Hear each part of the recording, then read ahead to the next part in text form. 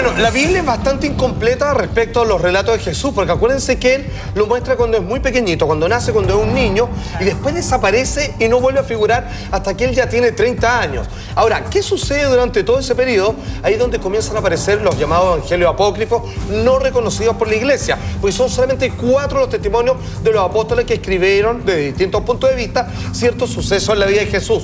Pero esos otros evangelios no reconocidos por la iglesia habla de su relación con María Magdalena, obviamente también incluso habla que siendo un niño muy pequeño era alguien con poderes sobrenaturales que jugando con sus amigos de barrio, cuando se enojaba con uno, ¡pa!, lo mataba así. Salfate, ¿existió Jesús o era un Mesías más que de alguna manera se le puso cara y se le puso nombre? Bueno, Juan Bautista lo reconoció como el Salvador, cuando todos pensaban que él, que era un tipo completamente errático, casi salido de sí, y que él entregaba la bendición, y obviamente el bautizo, cuando lo ve, dice: yo paso en esta posta, tú eres el verdadero, yo soy un simple humano, tú tienes una conciencia divina, tú eres un hombre, digamos, solo en cuerpo, pero realmente es Dios manifestado en la tierra a través de ti. Y le dice: yo ya no tengo nada que hacer, misión cumplida, tú sigue. Y él mismo dice que es hijo de Dios. Por eso fue condenado, digamos, por los propios religiosos de su época, porque encontraban que era una blasfemia. Mira, hay dos visiones. Hay una que se piensa de que, por ejemplo, hay dioses anteriores como Mitra, por ejemplo, Krishna,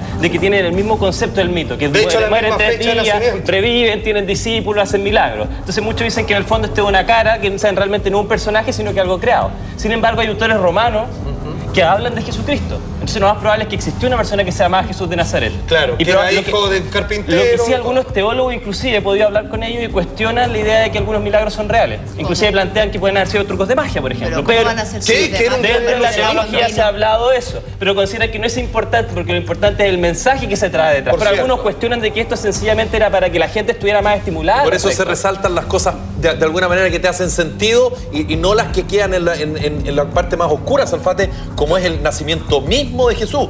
Jesús no nace, nace de alguna manera con el cuerpo, ¿no es verdad?, en la Virgen María, cuando se le aparece el arcángel Gabriel. Exacto. Por lo tanto, hay todo un tema de mitología, de una cosa que dice: pero esto es ciencia ficción, esto no es real. Pero hubo embarazo, hubo nacimiento. Hubo embarazo, hubo nacimiento. Parió a Jesús María, eso está claro. Eso sí. Y eso está reconocido como tal. Ahora, finalmente hay que entender que a él lo esperaban. Tanto así que los romanos, que le tenían miedo, hasta el propio Herodes mandó a matar a todos los niños primogénitos, y es por ello que ellos huyen a Belén, donde lo tienen finalmente en un pesebre, y es porque él le tenía miedo a este nuevo rey del mundo. Este nuevo rey, este nuevo, digamos, como revolucionario. Que muy parecido con la historia de Moisés, es lo mismo. Exactamente. Es exactamente lo mismo. Ahora lo curioso es que, por ejemplo, existe un personaje que se llama Simón el Mago, que aparece después de Jesucristo, que tiene las mismas habilidades que él, pero que descubre que es como un fraude, ¿me entiendes? Que es como un imitador. Entonces siempre ha estado ese concepto, inclusive en el momento que él debe haber existido, de que de alguna manera estos milagros pueden haber sido aprendidos. ¿De quién? Particularmente un grupo que se llama los esenios. Sí. Que son un grupo de judíos que tienen cierto conocimiento de ciertas escrituras que están en el Mar Muerto.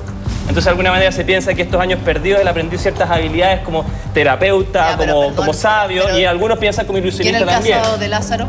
En el caso de Lázaro, se plantea, existe un fenómeno que se llama el efecto Lázaro, que personas que reviven naturalmente sin tener ningún tipo de reanimación, inclusive 2 o 3 días. Sí. Ahora, esto ha dado para distintas religiones.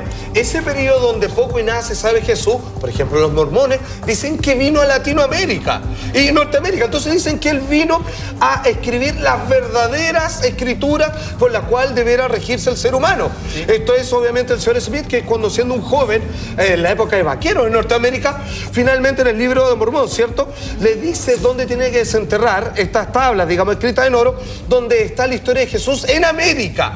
Otros dicen que él se fue a la India, que fue oriente, a instruirse, digamos, en todo tipo de meditación y cultura orientalista. Yo he leído harto, yo soy muy fanática de las religiones, y he leído acerca de todas las religiones. Si uno lee los libros sagrados de cada una de las religiones, por lo menos en las religiones occidentales y en parte de las orientales, se chocan y se cruzan un montón de personajes, un montón de historias. O sea, uno de pronto encuentra las mismas historias con otros nombres, o encuentra historias que se cruzan de personajes de los católicos con los budistas, con los hindúes. Por supuesto. Y hay muchos espacios de la religión hindú donde aparece este Jesucristo. Sí, de hecho, Bernardita, metido en India. La cantidad de divinidades que nacieron un 25 de diciembre, que tuvieron discípulos, que murieron y resucitaron al tercer día y que nacieron de una virgen, son por lo menos 12. Sí, es como que fueran adaptaciones de una misma historia. Eso se llama el origen proto-indoeuropeo. que supuestamente todas las religiones partieron de una misma, que partían algunas que estaban en India, que actualmente pues nórdicos. Por ejemplo, la palabra Deva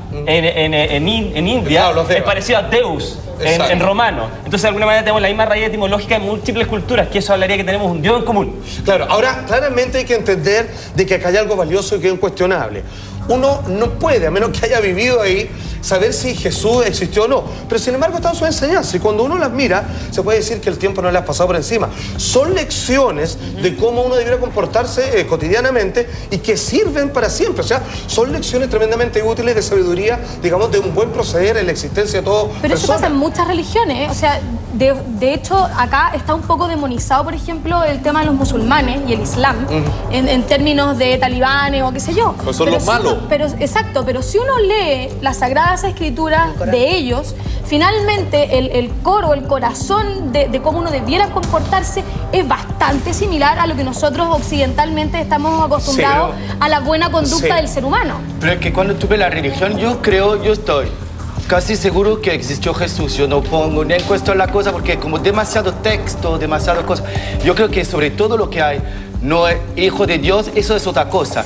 Pero es seguro que una persona que a una época que había que pensar, Roma era un imperio que invadió el mundo, que se conocía a la época, que estaba en época de decadencia, había una decadencia tremenda. Y él apareció con una moral.